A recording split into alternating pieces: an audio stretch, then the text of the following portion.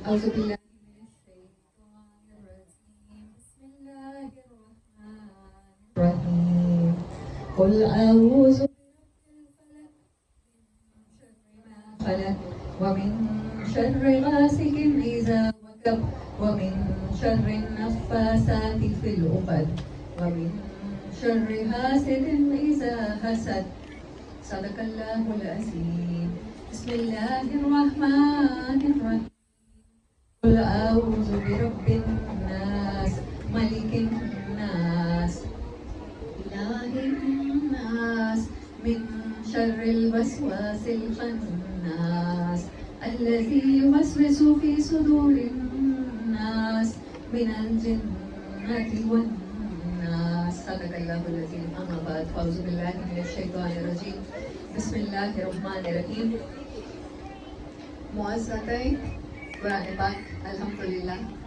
آج ہمارا کمپلیٹ ہوا. اللہ ہمیں بار بار سمجھ کے پڑھنے کی، اس پر عمل کرنے کی اللہ ہمارے دلوں پہ اتارے. اس دعا کے ساتھ آج اختتام کریں گے. معززاتین، فلق والناس قرآن کا آخری حصہ پناہ ہے. یہ بھی دعا ہے، اللہ سے سیکنگ ہے. وہی سیکھ کہ اللہ تعالیٰ ہمیں پناہ عطا کیجیے. اور قرآن کا شروع کیا ہے؟ وہ بھی دعا ہے. جو قرآن فاتحہ سے اوپن ہوتا ہے، جو فاتحہ سے کھلتا ہے، وہاں پر ہم کون سی دعا مانگتے ہیں؟ ایسے ہی رب کے پیارے پیارے نام پکار کے، رحمان الرحیم مالک یوم الدین ایاک نعبد و ایاک نستعین. ہم اپنی عبادت کا بھی وسیلہ اسے کر کے کہتے ہیں کہ ہم تیرے سوا، ہماری کوئی امید کسی سے وابستہ نہیں ہے. تو ہمیں کیا بخش دے؟ ہدایت کی دولت بخش دے. ہدایت کی دولت جب مانگی انسان نے تو پورا قرآن رب نے اتارا اس کے جواب میں. سورۃ الفاتحہ اوپننگ سورت ہے. اس کے متعلق بہت سے روایات ہیں کہ یہ سبع مثانی، یہ 7 آیات یا قرآن کا حصہ ہیں، یا یہ قرآن یا بسم اللہ کے ساتھ ہی کچھ لوگ ملا کے پڑھتے ہیں. اور معززاتین کے بارے میں بھی یہی ہے. حضرت عبداللہ بن مسعود کہتے ہیں کہ یہ قرآن کا حصہ نہیں ہے، یہ ایسے ہی آپ کو کہا گیا کہ کل پڑھیے. لیکن ابی بن کعب نے نبی صلی اللہ علیہ وسلم سے پوچھا، پلیز مائک آف کر دیجیے، اپنے مائک آف کر دیجیے. جب پوچھا تو آپ نے فرمایا کہ یہ قرآن کا حصہ ہے. مجھے جبرائیل نے کہا اور میں پڑھتا گیا. تو کل جو کہا، کل کا کیا مطلب ہوتا ہے؟ کہنا. تو پھر وہی تو قرآن کا جو سفر شروع ہوتا ہے الحمد کے بعد، فاتحہ کے بعد جب وہ قرآن اوپن ہوتا ہے، تو پھر اس راستے میں ہمیں سب سے زیادہ دشوار گزار گھاٹیوں سے بھی گزرنا پڑتا ہے. اپنے نفس کے خلاف بھی قدم اٹھانے پڑتے ہیں، اور معاشرے کے خلاف، سیٹ اپ کے خلاف بھی چلنا پڑتا ہے. تو پھر سارا جہان ایک طرح سے دائی کا دشمن ہو جاتا ہے. تو پھر قرآن ختم کہاں پہ ہو رہا ہے؟ شفا سے شروع ہو کے پناہ پہ ختم ہو رہا ہے. پھر پناہ مانگی ہے ہم نے. تو ان کی جو شان نزول ہے، زمانہ ہے ٹائم آف ریولوشن. بہت سے صحابہ کہتے ہیں کہ یہ مدنی صورتیں ہیں. 7 ہجری میں جب نبی کریم صلی اللہ علیہ وسلم پر صلح حدیبیہ کے بعد جادو کیا یہود نے، تو اس موقع پر اللہ تبارک و تعالیٰ نے نازل فرمائی. لیکن حضرت کون سے صحابی، مجھے نام اس ٹائم ایگزیکٹ بھولا ہوا ہے، سورۃ فاتحہ کے متعلق بھی نبی صلی اللہ علیہ وسلم مدینہ میں نماز پڑھا رہے تھے. مکہ میں تو کوئی ایسا سسٹم ہی نہیں تھا. دار ارقم میں چھپ کے پہلے کچھ سال، اور اس کے بعد پھر خانہ کعبہ میں کبھی کسی کو موقع ملتا تھا تو نماز پڑھتا تھا، اور فرض بھی نہیں ہوئی تھی. خیر، وہ نماز کہتے میں نماز پڑھ رہا تھا تو نبی صلی اللہ علیہ وسلم نے کہا کہ مت جانا، میں تمہیں بہت عظیم شان سورت سکھاؤں گا. کہتے ہیں میں نے نماز پڑھ لی. پھر نماز کے بعد آپ صلی اللہ علیہ وسلم دوسرے صحابہ کے ساتھ مشغول ہو گئے. پھر میرا ہاتھ پکڑ کے فرمایا کہ وہ سورۃ فاتحہ ہے. اب سورۃ فاتحہ کے بارے میں اتفاق ہے کہ یہ مکی سورت ہے، لیکن موقع کی مناسبت سے، اور نبی صلی اللہ علیہ وسلم کیونکہ معلم ہیں، وہ کبھی کبھی تعلیم فرما دیتے ہیں، تو ضروری نہیں ہے کہ یہ مدینے میں ہی نازل ہوئی ہوں. جادو کے موقع پر آپ کو ریسائٹ کرنے کا جبریل امین نے کہا تھا تاکہ آپ کی طبیعت میں بہتری آئے. یہ جادو کا توڑ ہے. اور آپ نے فرمایا کہ ان کو سوتے ٹائم پڑھ لیا کرو اور ان سے پناہ حاصل کیا کرو.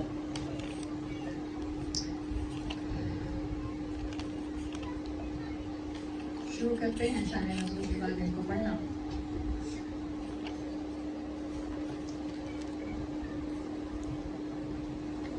مسلم، احمد، ترمذی اور نسائی کے حوالے سے عقبہ بن عامر کی روایت ہے کہ حضور صلی اللہ علیہ وسلم نے سورۃ فلق اور ناس کے متعلق ان سے فرمایا، آج رات ہی یہ آیات مجھ پر نازل ہوئی ہیں. ایک اور روایت ہے کہ حضور صلی اللہ علیہ وسلم نے فرمایا اگر ممکن ہو تو تمہاری نمازوں سے ان دونوں صورتوں کی قرأت نہ چھوٹنے پائے.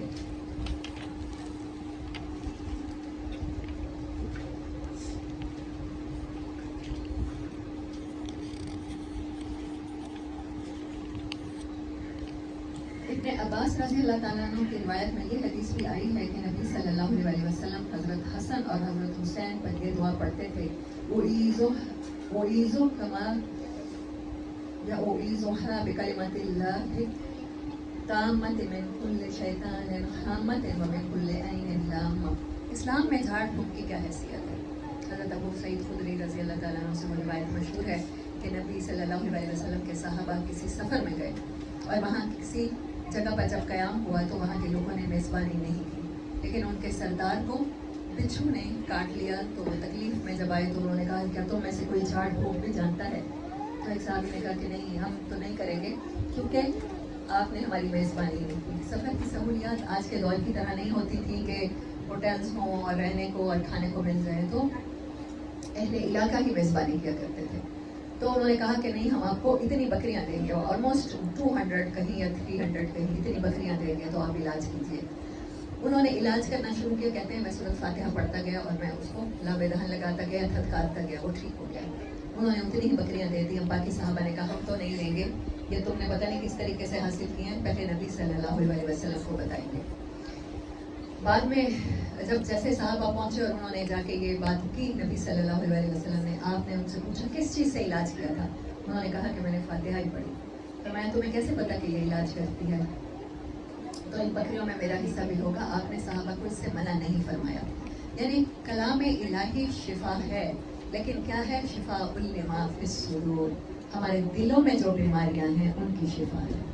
جب قرآن کو پڑھ کے مقصد حیات سمجھ میں آ جاتا ہے نا، تو قرآن شفا بن جاتا ہے. صحابہ کے پہلے دلوں پہ اترا تھا، ان کی زندگیوں پہ قرآن اترا تھا، تو ان کی زبان سے جب فاتحہ پڑھی جاتی تھی یا معوذتین پڑھی جاتی تھی تو وہ شفا بن جاتا تھا.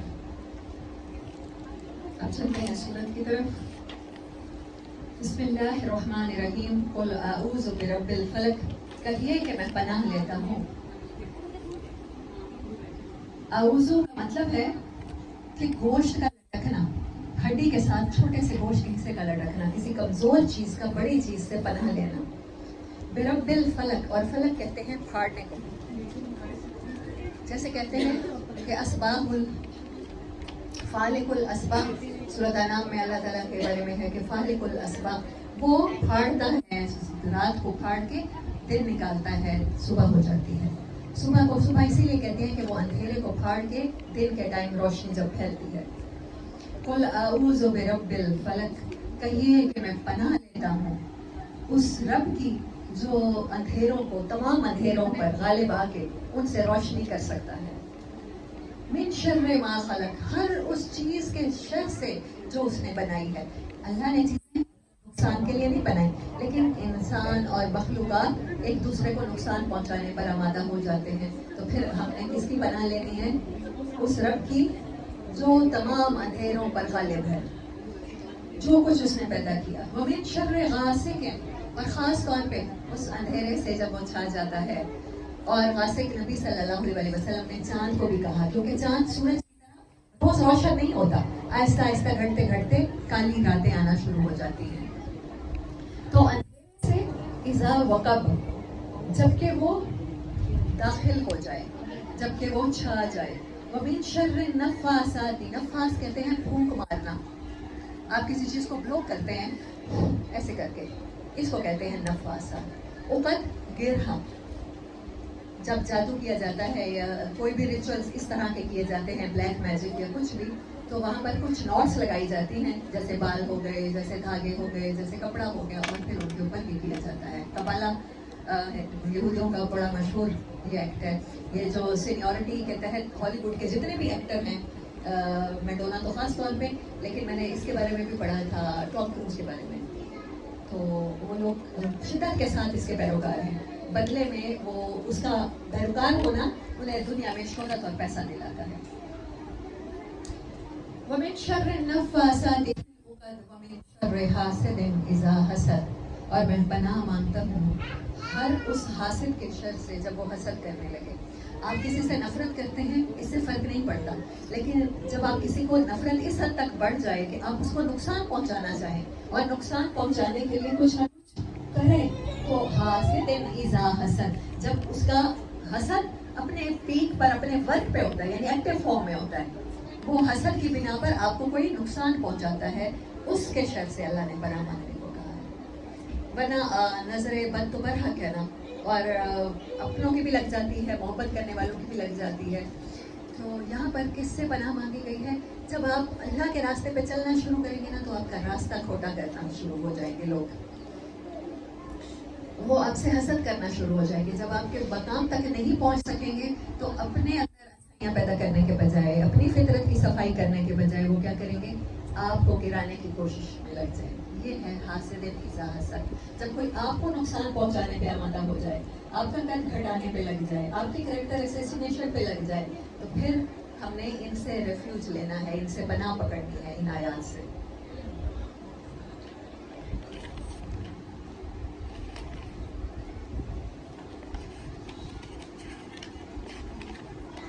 اچھا، اس صورت میں دیکھیں اللہ تعالیٰ کی پناہ مانگی گئی ہے رب الفلق کہہ کر 3 چیزوں سے. کس چیز سے؟ کون کون سی ہیں؟ قل اعوذ برب الفلق من شر ما خلق ومن شر غاسق اذا وقب ومن شر النفاثات فی العقد ومن شر حاسد اذا حسد. ایک اندھیرے کے شر سے جب وہ چھا جائے، ایک کس کے؟ گروہوں پر پھونکنے والیوں کے شر سے، اور تیسرا حاسد کے شر سے جب وہ حسد کرنے لگے. ایک اللہ کو پکار کے، تمام مخلوقات کے خالق کو پکار کے، صبح کے خالق کو پکار کے 3 چیزوں سے پناہ مانگی گئی ہے. اور یہاں دیکھیں یہ سورت شروع ہوتی ہے قل اعوذ برب الناس، میں پناہ مانگتی ہوں، میں پناہ میں آتی ہوں تمام انسانوں کے رب سے. یہاں رب کی 3 صفات بتائی گئی ہیں. دونوں صورتیں ایک دوسرے کو کمپلیٹ کرتی ہیں. رب کو 3 دفعہ پکارا گیا 3 مختلف طریقوں سے. انسانوں کو پالنے والا رب کہتے ہیں، جیسے ماں بچے کو پالتی ہے مربی کہتے ہیں، موسد کہتے ہیں کسی پالنے والے کو. مالک الناس، جو انسانوں کا مالک بھی ہے. الہ الناس، پھر انسانوں کو حق ہے، وہی حق رکھتا ہے کہ انسان صرف اسی کی عبادت کرے. الہ الناس، توحید کتنی زیادہ اللہ نے بتا دی کہ ہماری ساری امیدیں اللہ سے وابستہ ہوں، اور ہم ہر خوف میں اور ہر شر سے اگر پناہ لینا چاہیں تو ہمیں یقین ہو کہ اللہ کے سوا کوئی بھی نہیں دے سکتا. وہ جو انسانوں کو پالتا بھی ہے، وہ جو انسانوں کا مالک بھی ہے، وہ جو انسانوں کا پوجا کے لائق بھی ہے. من شر الوسواس الخناس، یہ ساری چیزیں کہہ کر کیا مانگا گیا؟ کس کے؟ وسوسہ. وسوسہ وہ چیز، اس کے بہت سے میننگ ہے. جب میں اس کو دیکھنے بیٹھی ہوں لٹرل میننگ، ایسی برائی پتہ بھی نہ چلے جب آپ کے اندر داخل ہو، ایسا خیال آپ کو لگے کہ میرے اندر ہے. اچھا، وہ جو تینوں چیزیں ہیں وہ خارجی ہیں، وہ آؤٹر ہے. آپ کو کوئی حسد کرتا ہے تو وہ باہر سے، آپ کے اندر تو نہیں ہے نا وہ شخص. اچھا، آپ سے کوئی گروہ پر جادو کرتا ہے، کوئی بھی آپ کے اوپر بلیک میجک کرتا ہے، کوئی بھی میجک کرتا ہے، وہ باہر ہے. ٹھیک ہے، ایسے ہی جو اندھیرا ہے وہ باہر ہے. یہاں پر یہ ساری 3 رب کے نام لینے کے بعد کیا؟ اپنے نفس کے اندر پیدا ہونے والا خیال، وہ اگر باڈی ہے تو یہ اسپرٹ ہے، وہ اگر آؤٹر ہے انسان کا ظاہر ہے، ظاہری سے پناہ مانگی گئی ہے. تو یہاں باطنی ایسا خفیف کہ جو نظر بھی نہ آئے، جو فیل بھی نہ ہو، انسان سمجھے کہ یہ میرا اپنا خیال ہے. خناس کا مطلب ہوتا ہے، لٹرل میننگ ہوتا ہے بار بار پلٹ کے آنا. کیونکہ انسان میں کوئی بھی برا خیال کوئی بھی خیال پیدا کیا جائے تو انسان کی نیچر ہے وہ اسے فوراً قبول نہیں کرتا، وہ اس کو جھٹک دیتا ہے، پتہ نہیں شیطان کی طرف سے آیا ہوگا. پھر بار بار اس کو آنا پڑتا ہے. خناس بار بار پلٹ کے محنت کرنے والا، بار بار پلٹ کے آنے والا. اور شیطان جو ہوتا ہے وہ اپنی جو تھوتنی ہے یا چونچ ہے وہ انسان کے ہیومن قلب پہ لگاتا ہے. اور قرآن کہاں نازل ہوا؟ قلب اطہر پر نبی صلی اللہ علیہ وسلم کے، یعنی کسی بھی بہترین انسان کے، انسانوں میں سے ان کے قلب اطہر کو اللہ نے سلیکٹ کیا. یہ تورات کی طرح پہ نازل نہیں ہوا، تختیوں یا کتابوں کی صورت پہ نازل نہیں ہوا، یہ دلوں پہ نازل ہونے والا کلام ہے. تو پھر کس سے پناہ مانگی گئی اور وسوسہ کہاں پیدا ہوتا ہے؟ فَأَلْهَمَهَا فُجُورَهَا وَتَقْوَاهَا، ہم نے انسان کے اندر یہ انسٹال کر دیا ہے، اس کی مینیفیسٹیشن میں ہے، اس کی مینوفیکچر میں ہے کہ وہ خیر اور شر کی طاقت رکھتا ہے، بیلنس طاقت رکھتا ہے. تو اس کو بار بار جو خیال آتے ہیں تو پھر انسان سمجھتا ہے کہ ہاں یہ مجھے ایسے ہی کرنا چاہیے. من شر الوسواس الخناس الذی یوسوس فی صدور الناس، وہ جو وسوسہ ڈالتا ہے کہاں؟ انسان کے دل میں، انسانوں کے دلوں میں وسوسہ ڈالتا ہے. انسان کو لگتا ہے کہ اس کی اپنی سوچ ہے، یہ اس کا اپنا خیال ہے. پلیز مائک آف کر دیجیے جو آن لائن ہے کلاس میں ساتھ. من الجنۃ والناس، اور وہ کس میں سے ہو سکتا ہے؟ جن ایسی چیز جنات سے ہے. جنات باغوں کو بھی کہتے ہیں جو گھنے باغ ہوتے ہیں جہاں پر روشنی نہیں پہنچ پاتی. تو جن ایسی چیز جو نظر نہ آئے آنکھوں سے، اوجھل چیز. من الجنۃ والناس، اور انسانوں میں سے. ہماری غلط فہمی یہ رہتی ہے کہ ہم ہوائی چیزوں سے تو ڈرتے ہیں، ہم سمجھتے ہیں وسوسہ صرف نظر نہ آنے والا شیطان پیدا کرتا ہے، لیکن انسانوں سے بے پرواہ ہو جاتے ہیں. حق کی راہ پہ چلتے ہوئے سب سے زیادہ نقصان انسان ہی پہنچاتے ہیں. وہ کوئی بھی ہو سکتا ہے آپ کی فیملی میں سے، وہ باپ ہو سکتا ہے، بیٹا ہو سکتا ہے، بھائی ہو سکتا ہے، بہن ہو سکتی ہے. لیکن انسان کو ہمیشہ، کیونکہ جب انسان اللہ کی پناہ مانگتا رہے گا تو اللہ کی پناہ میں رہے گا. وآخر دعوانا ان الحمد للہ رب العالمین. اب سورت فاتحہ کی طرف چلتے ہیں جو ہم نے اللہ سے اس میں مانگا. سورت فرقان کی آیت نمبر 30 ہے. وقال الرسول یا ربی ان قوم اتخذوا هذا القرآن مہجورا. اور سورت جمعہ کی آیت 2 اور 5 ہے. والذی بعث فی الأمیین رسولا منہم یتلو علیہم آیاتہ ویزکیہم ویعلمہم الکتاب والحکمۃ وإن کانوا من قبل لفی ضلال مبین. قرآن کے ساتھ کیا تعلق ہونا چاہیے؟ آخر ہم نے 2-2.5 سال کی محنت کی ہے، ہم نے اپنی نیندیں بھی قربان کی ہیں، اپنے گھروں کو بھی چھوڑ کے یہاں بیٹھے ہیں. وسیمی نے اپنے گھر کے دروازے آپ کے لیے کھولے ہیں. ہم نے یہاں پر سیکھنے کی کوشش کی ہے اللہ کی کتاب کو، اور اللہ کی کتاب کے ساتھ اپنا ایک تعلق بنانے کی کوشش کی ہے، ایک ذاتی تعلق بنانے کی کوشش کی ہے. اور اس تعلق میں سب سے زیادہ جو نبی صلی اللہ علیہ وسلم قرآن کی تفسیر تھے، مطلب جن پر قرآن اترا ہے، انہوں نے قرآن کو پریکٹس کر کے دکھایا ہے. یہ تھیوری تھی، ہم نے جتنا بھی پڑھا ہے ہم نے اس کا پریکٹیکل نہیں دیکھا. آج کے دور کے انسانوں میں نہیں دیکھا، بہت سے بعد میں دور کے مطلب ماضی کے انسانوں میں نہیں دیکھا، صحابہ کرام رضوان اللہ اجمعین اہل بیت کی زندگیوں میں دیکھا، ورنہ ہمارے پاس کوئی مثال نہیں ہے. لیکن نبی صلی اللہ علیہ وسلم کی مبارک زندگی کی مثالیں قرآن میں بھی دی گئی ہیں، اور قرآن خود ان کے بارے میں بھی بتاتا ہے. اور ہمیں بھی پتا ہے کہ رحمت للعالمین ہے. وہ رحمت للعالمین قرآن کے بارے میں کیا کہتے ہیں؟ وہ جن کو اللہ تعالیٰ نے مقام محمود دینا ہے، اور ہم ہر اذان کے بعد ان کے لیے مقام محمود کی دعا کرتے ہیں. ذرا دیکھیں کہ وہ کیا کہیں گے قرآن کے بارے میں. سورۃ فرقان آیت نمبر 30. وقال الرسول، اور رسول اللہ صلی اللہ علیہ وسلم فرمائیں گے، یا رب، اے میرے پروردگار، قرآن کا مقدمہ رحمت للعالمین خود کریں گے. وہ جو کہتے ہیں کہ میں اپنی امت کے ہر فرد کی شفاعت کراؤں گا، اور مجھے چین نہیں پڑے گا جب تک کہ آخری فرد کی جہنم سے نکل نہ آئے. تو وہ کیا کریں گے؟ وہ مقدمہ لڑیں گے قرآن کے اوپر عمل نہ کرنے والوں کو، قرآن کو نہ سمجھنے والوں پر، قرآن پر غور و فکر نہ کرنے والوں پر. سوچیں جن کو شفاعت کا حق ملے گا، اور وہاں قیامت کے جو ہولناک منظر ہے اس میں احادیث مبارک میں وارد ہوا ہے کہ لوگ اپنے اپنے رسولوں کے پاس جائیں گے، اپنے اپنے نبیوں کے پاس جائیں گے کہ اللہ جل شانہ سے کہیں گے کہ حساب شروع کریں. لیکن حضرت عیسیٰ فرمائیں گے میرے بعد تو لوگوں نے مجھے خدا کا بیٹا بنا ڈالا تھا، میں کیسے کہہ سکتا ہوں. اس ٹائم نبی بھی نفسی نفسی کہہ رہا ہوگا. وہاں پر رحمت للعالمین اللہ سے درخواست کریں گے تو اللہ تبارک و تعالیٰ حساب شروع کریں گے. وہ رحمت للعالمین جب شفاعت کریں گے، حوض کوثر پر اپنے ہاتھوں سے پانی پلائیں گے. اس کو پانی کو پینے کے بعد امت کو پیاس نہیں لگے گی. وہی رحمت للعالمین قرآن پر عمل نہ کرنے والوں کے خلاف مقدمہ لڑ رہے ہیں اور کہہ رہے ہیں اے میرے رب. سورۃ فرقان اسی قرآن کا حصہ ہے، مکی سورت ہے، ہم سب نے پڑھی ہے. سوچیں کیا اس ٹائم ہمارا رب جو کہتا ہے کہ وہ دن ہی انصاف کا ہے، وہ دن ہی فیصلے کا ہے، کیا ان سے زیادہ کسی کی بات توجہ ہم سے زیادہ کسی کی سفارش قبول کی جائے گی؟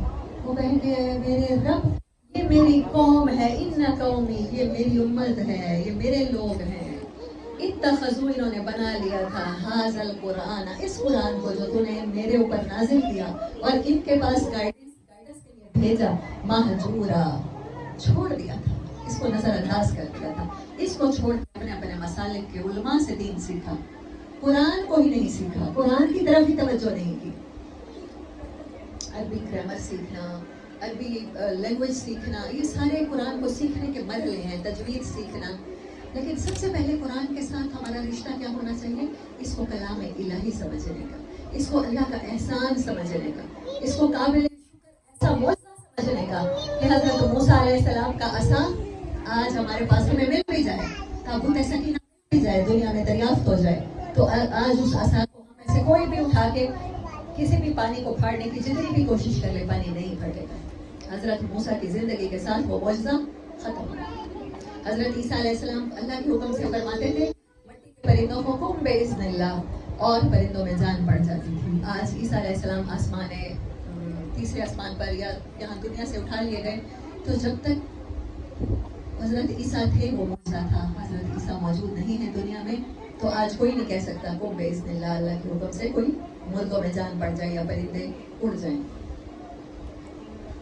حضرت ابراہیم علیہ السلام کو جو معجزانہ طور پہ آگ ان کی بجھی انہیں کی زندگی میں، حضرت لوط علیہ السلام، حضرت صالح علیہ السلام کی اٹھنی، ہر نبی کا معجزہ اس کی حیات مبارک کے ساتھ اس دنیا سے ختم۔ لیکن قرآن کے متعلق اللہ کا احسان ہے کہ نبی صلی اللہ علیہ وسلم دنیا سے تشریف لے جا چکے ہیں، لیکن قرآن ہم سب کے ہاتھوں میں، ہم سب کے گھروں میں، ہم سب کی الماریوں میں، ہم سب کے شیلفز پہ، ریکس پہ موجود ہے۔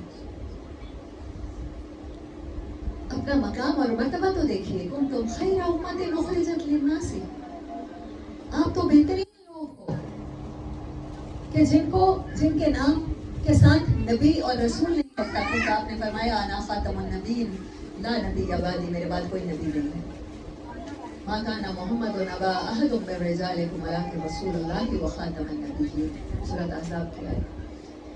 لیکن اس امت کو جو فضیلت ملی، جیسے رسول اللہ صلی اللہ علیہ وسلم کو تمام انبیاء کی سرداری ملی، اس امت کو بھی تمام امتوں سے بڑی فضیلت یہ مل گئی کہ نبی کی طرح معجزہ اس کے پاس موجود ہے۔ آج بھی حق کی دعوت دینا شروع کریں، لوگوں کی زندگیاں بدلنے کی کوشش کریں، اپنی زندگی کو بدلنا چاہیں تو آپ کے پاس معجزہ موجود ہے، یہ زندہ و جاوید معجزہ ہم سب کے پاس موجود ہے۔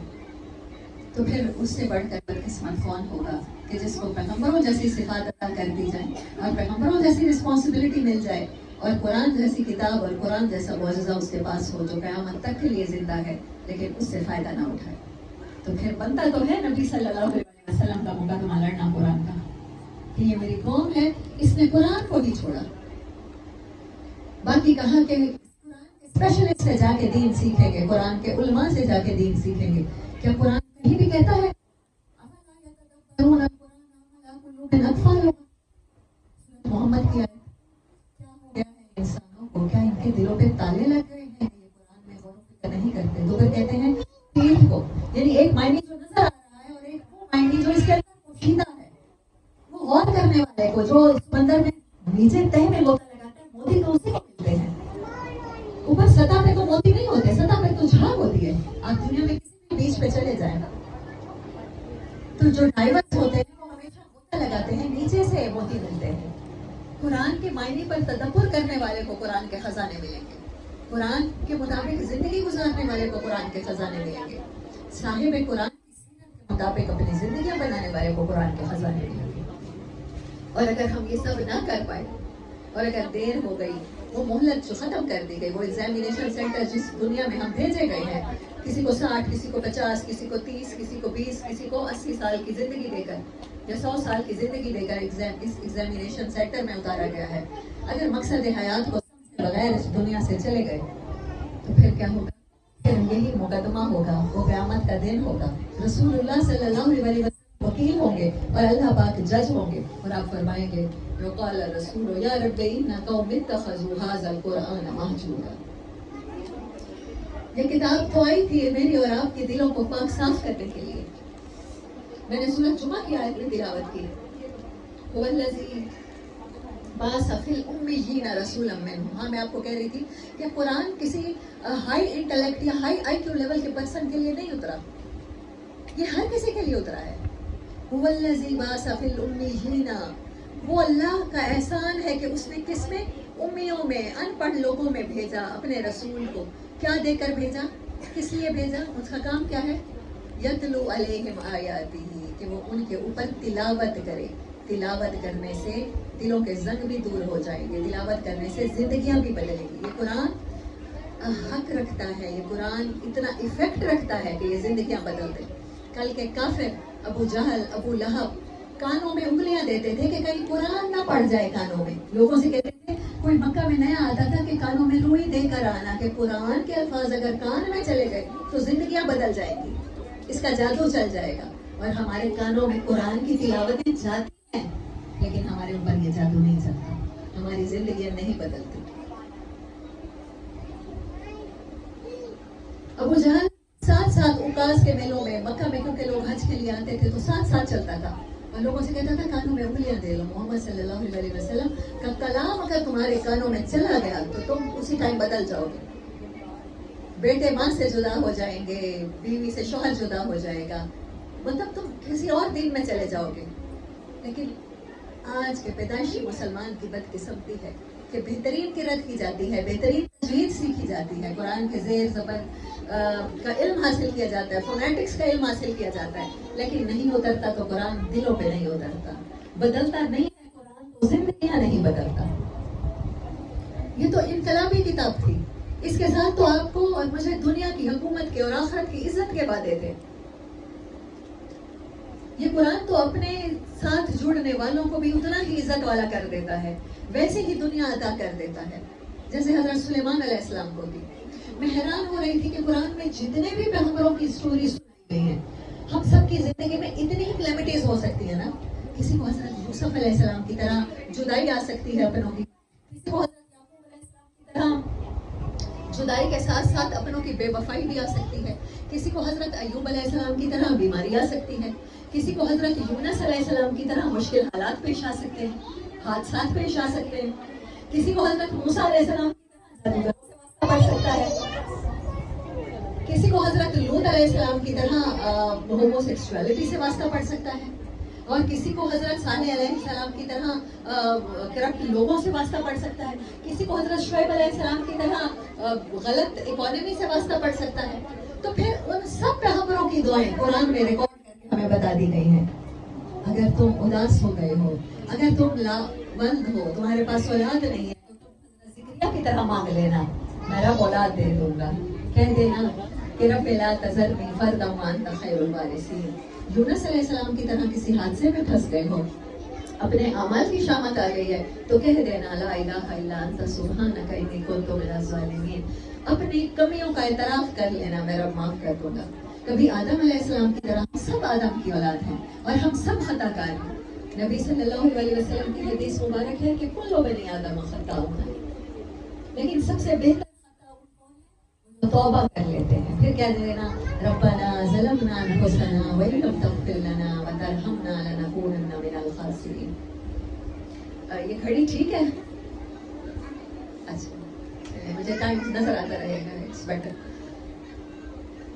اچھا پھر حضرت ایوب کی طرح بیمار ہو جانا کبھی تو پھر کیا کہنا، رب انی مسنی الضر وانت ارحم الراحمین. اس قرآن کے بعد کیا کوئی اور چیز رہ گئی جھاڑ پھونک کسی کوئی اور چیز رہ گئی کہ جس کی بنا لیں، کوئی اور چیز رہ گئی کہ جس کا ہم سہارا لیں؟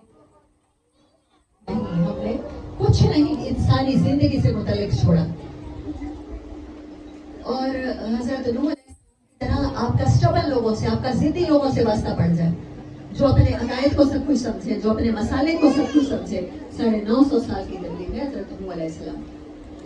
پھر آپ حضرت نوح علیہ السلام کی طرح دعائیں مانگ سکتے ہیں، ان کی طرح پیشنس رکھ سکتے ہیں، ان سے صبر سیکھ سکتے ہیں.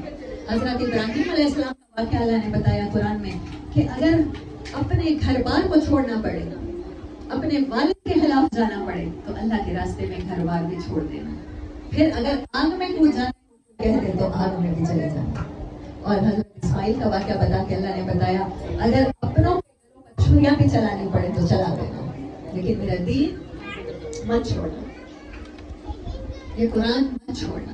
یہ قرآن تو ایسی قابل قدر نعمت تھی، یہ تو اتنا بڑا احسان تھا انسانوں کے پاس، آسمانوں کے رب کا آخری تحفہ، فائنل تحفہ، لیکن ہم نے کیا کیا؟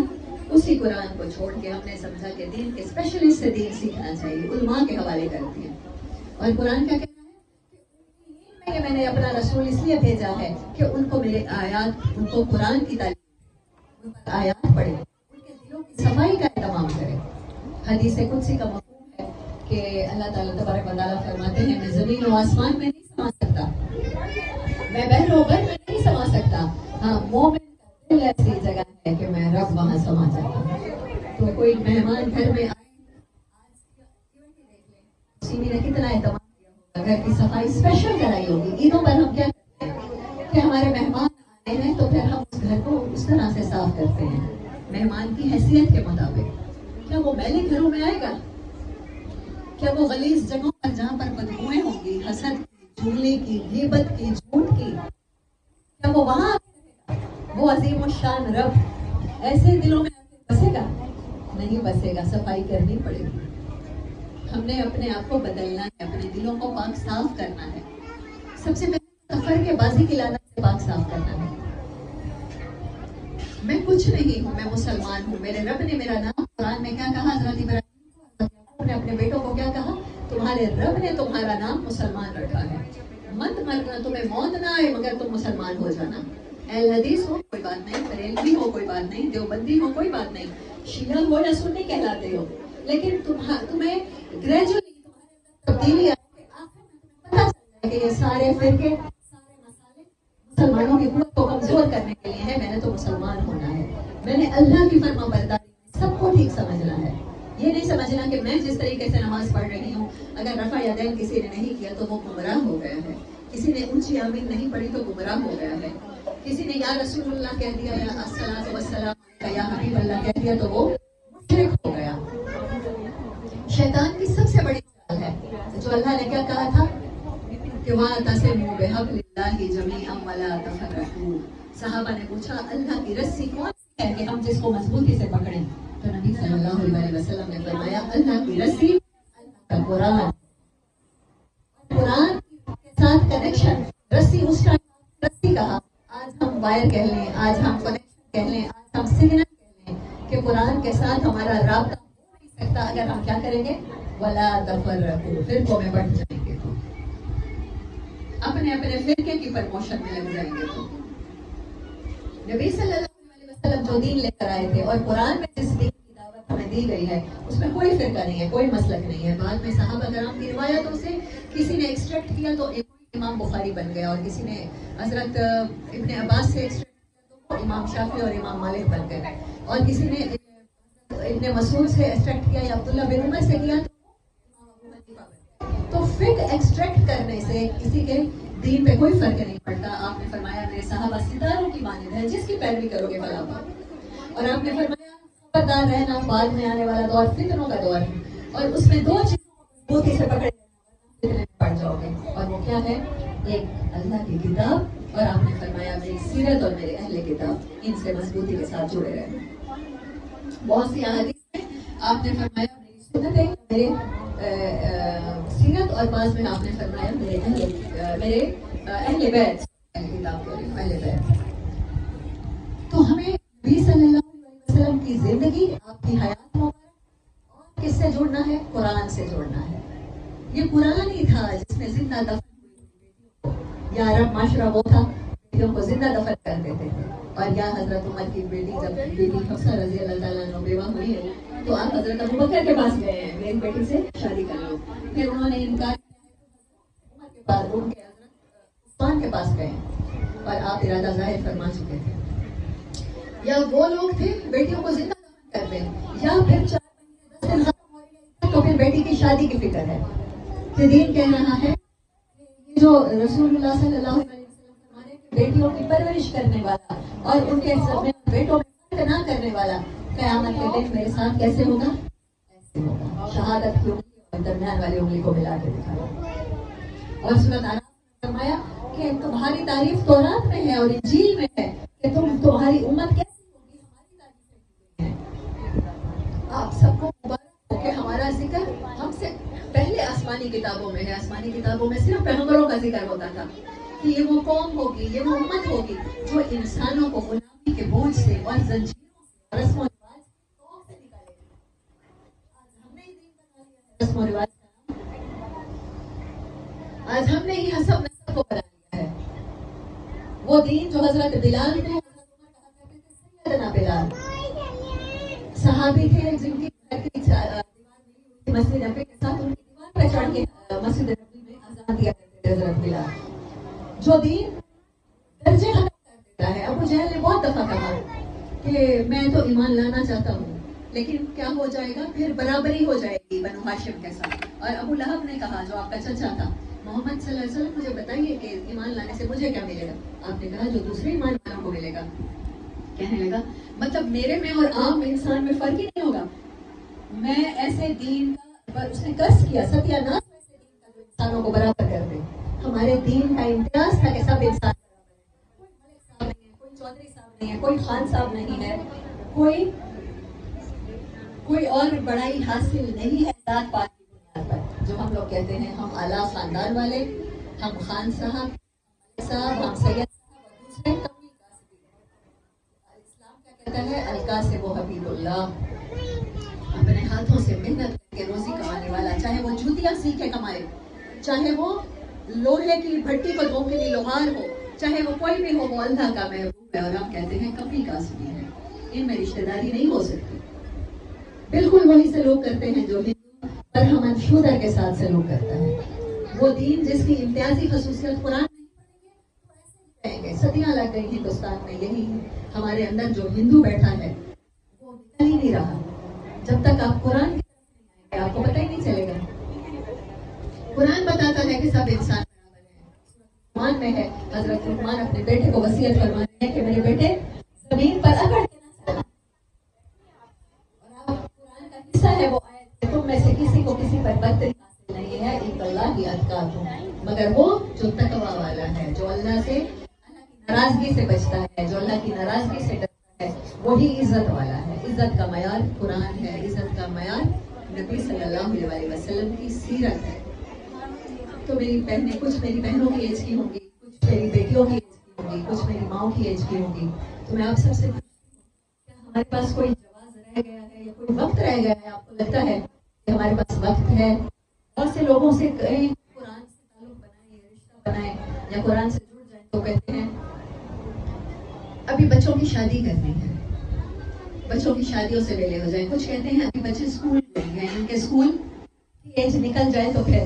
کچھ کہتے ہیں بچے ابھی ان کی تعلیم کا ٹائم ہے اور ان کی نوکریوں لگنے کا ٹائم ہے، ان پر توجہ دینے کا ٹائم ہے، ابھی ہمارے پاس قرآن کے لیے ٹائم نہیں ہے، ہم پھر کر لیں گے۔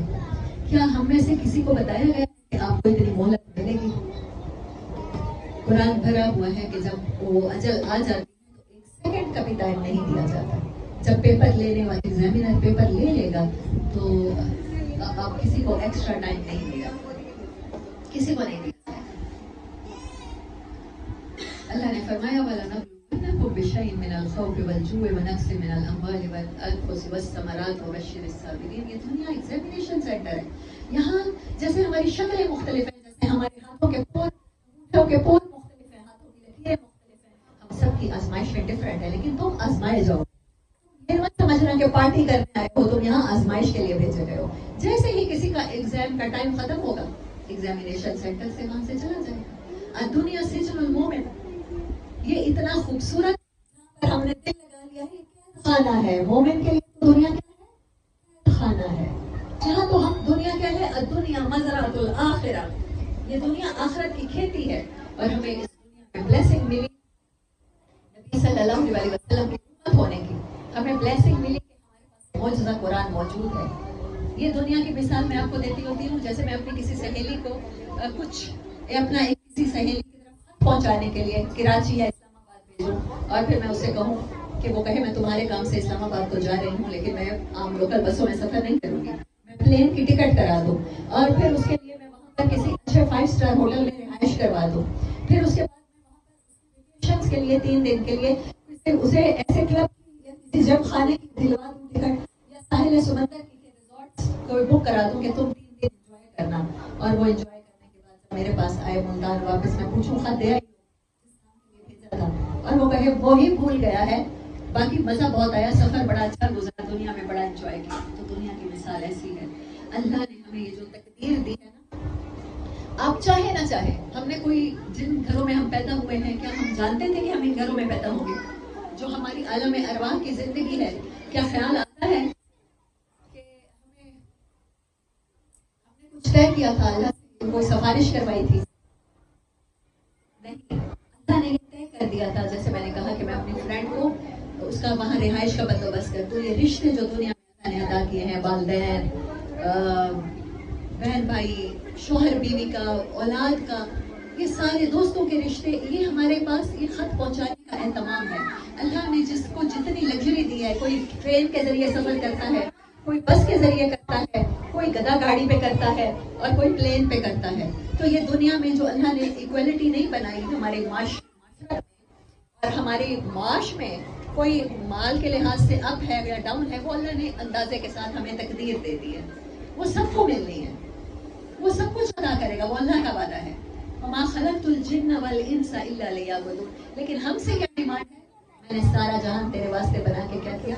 تجھے اپنے لیے بنایا, تجھے یہ کتاب دی تاکہ تو اس میں غور و فکر کرے, تو اور گلیکسیز تیرے آگے ستارے ہوں, تو نے ستاروں تک جہان تسخیر کرنے ہیں. لیکن ہماری تو کچن کی سیاست ختم نہیں ہوتی, ہماری تو ساس بہو کے جھگڑے ختم نہیں ہوتے. ہم تو ماؤں کو صبح کو فون کر کے جب تک پچھلے دن کا گزرے دن کا احوال نہ سنا دے کے دل کا بوجھ ہلکا کر رہے ہیں. جس امت کی نماز اس کی معراج ہے, مومن کی معراج اس کی نماز ہے.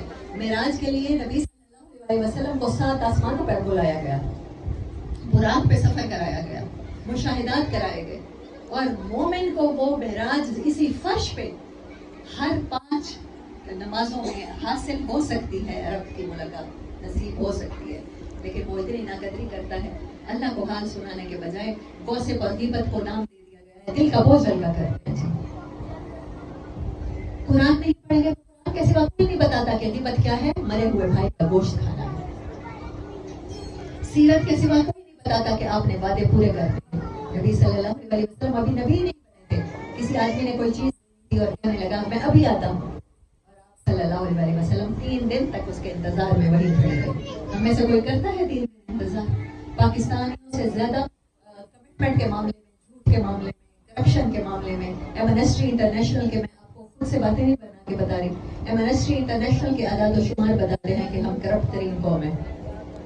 دنیا میں جتنے کرپٹ ممالک ہیں, کرپٹ قومیں, ان میں ہمارا 3 یا 4 نمبر ہے نیچے. ہم اس نبی کی امت ہیں جو 3 دن تک, اس 3 دن میں رات بھی آئی ہوگی, شام بھی آئی ہوگی, دھوپ بھی لگی ہوگی, آپ کو گرمی بھی لگی ہوگی, دھوپ بھی لگی ہوگی, لیکن وہاں سے ہلے نہیں. میں کھانا کھانے جاؤں, پانی پینے جاؤں, میں کسی ضرورت کے تحت وہاں سے ہٹ جاؤں, وہ شخص آ گیا جو مجھے کہہ کر گیا ہے یہاں رکیے, میرا انتظار کیجیے, اس نے مجھے نہ پایا تو وہ کیسا فیل کرے گا؟ اور اس کے آنے پر فرمانے میں مجھے تکلیف دی, بعد میں مسلمان ہو گئے تو وہ قصہ سنایا کرتے ہیں. ہم اس نبی کی امت ہیں اور ہمارے اندر ان کے اخلاق کا ایک قطرہ بھی موجود نہیں ہے. اور ہم سمجھتے ہیں ہماری نمازیں, ہمارے حج, ہمارے روزے, ہماری زکاتیں, یہ ہمیں اللہ کے ہاں کام آ جائے. آپ دیکھ رہے ہیں کہ قرآن میں ہی ہے, سورۃ فرقان کی جو میں نے 30 نمبر آیت پڑھی, کہ میں خود اپنی قوم کے خلاف نبی صلی اللہ علیہ وسلم کا فرمان ہے کہ کہیں گے رسول اللہ صلی اللہ علیہ وسلم, اللہ نے قیامت کے دن کا سین بتایا کہ میری قوم نے قرآن چھوڑا, ان کے خلاف مقدمہ میں خود لڑوں گا. حوض کوثر پہ کچھ لوگ آپ کے پاس آئیں اور آپ کہیں گے میرے امت ہی آنے دو, اور فرشتے ہٹا دیں گے, اور آپ فرماتے ہیں کہ کچھ کو فرشتے مجھ سے دور کریں گے اور کچھ کو میں دور کروں گا, کہ فرمائیں گے کہ یہ انہوں نے آپ کے بعد آپ کے دین کو چھوڑ کر بدعات میں پڑ گئے, رسومات میں پڑ گئے, یہ حسب نسب میں پڑ گئے, خاندانیت میں پڑ گئے. ان کو ذات پات زیادہ اونچی لگی اپنے نبی کی سیرت سے, ان کو امہات المومنین کی عزت سے اپنے ہاں کی عزت زیادہ لگی کہ بیوہ اور مطلقہ کی شادی انہوں نے کروانا چھوڑ دی. یہ زیادہ پاک باز لوگ ہیں. اللہ نہ کرے کہ ہم اس مقدمے کے مدعی ہوں. یا کسی بھی طرح اس مقدمے کی لپیٹ میں آئی یا اس میں ملوث ہو. اللہ کرے کہ نبی صلی اللہ علیہ وسلم کی شفاعت ہمیں نصیب ہو. اللہ کرے کہ قرآن ہمارے لیے ہدایت کا باعث بنے. اللہ کرے کہ یہ قرآن رحمت، برکت اور شفا کا باعث بنے. ہم نے اس کو رحمت بھی بنایا، برکت بھی سمجھا. اس کو نئے گھر بناتے ہوئے برکت کے لیے پڑھا، دکانیں کاروبار کرتے ہوئے برکت کے لیے پڑھا. ہم نے اس کو جنازوں پہ بھی پڑھا، اپنی میتوں پہ پڑھا اصالِ ثواب کے لیے. نہیں بنایا تو اب تک ہم نے اس کو ہدایت کی کتاب، گائیڈنس نہیں لی کہ میرا دن کیسا گزرے، میری خوشیاں کیسی گزریں، میرے غم کیسے گزریں، میں اپنی بہنوں کے ساتھ کیسے معاملہ کروں، میں اپنے سسرال والوں کے ساتھ کیا معاملہ کروں، میں بیوی بنوں تو کیسی، میں بیٹی بنوں تو کیسی. ہم نے اس کو یہ نہیں بنایا، اس سے گائیڈنس نہیں لی. اس سے پہلے کہ ہم سب سے پیپر لے لیے جائیں، آج ہم اللہ سے وعدہ کرتے ہیں، ہم اللہ کی طرف رجوع کرتے ہیں، پلٹتے ہیں کہ جو کوتاہی ہوئی سو ہوئی. اب اس کتاب کو سمجھ کے پڑھیں، اب اس کتاب کو موقع دیں گے کہ ہماری زندگیاں بدلے گی، ہمارا دل بدلے، ہمارے دلوں پہ اترے.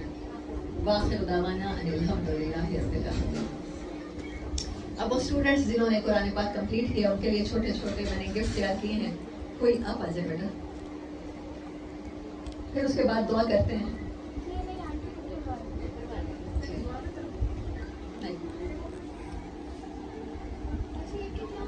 یہی میرے سامنے رکھیں. اسٹوڈنٹس یہاں پاس آ جاتے تو آسانی ہو جاتی.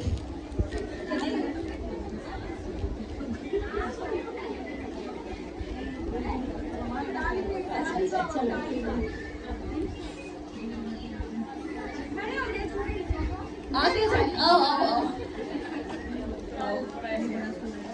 ایمن، یہ سب سے پہلے ایمن کے لیے، ایمن اور سیمی کے لیے خاص تحفہ ہے. سیمی نے اپنے گھر کے دروازے کھولے ہیں قرآن کے لیے، اپنا اے سی چلایا ہے، اپنا وقت لیا ہے. میزبانی کرنا آسان نہیں ہوتا، تو ان دونوں کے لیے خاص گفٹ ہے اور باقی سب کے لیے بھی. یہ بہت بڑی سعادت ہے. ہاں.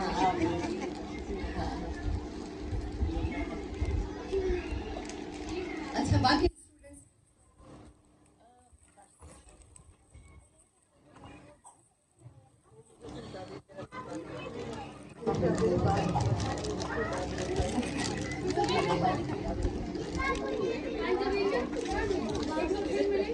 ایک دو پھر میرے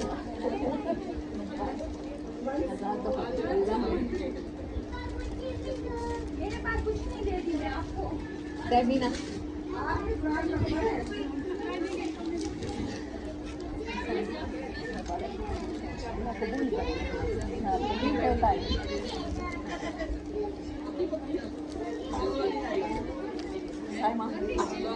اپنی امی کا بھی آپ لے لیں.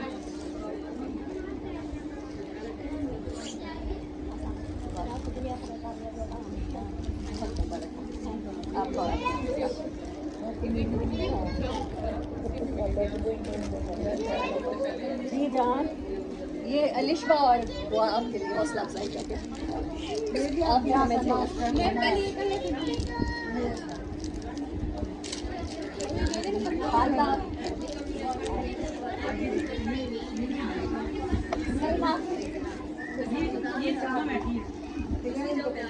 نہیں آمین نا، مجھ سے ملنا نہیں چاہیں گے. آپ کی جگہ زوہا کو دے دوں یار.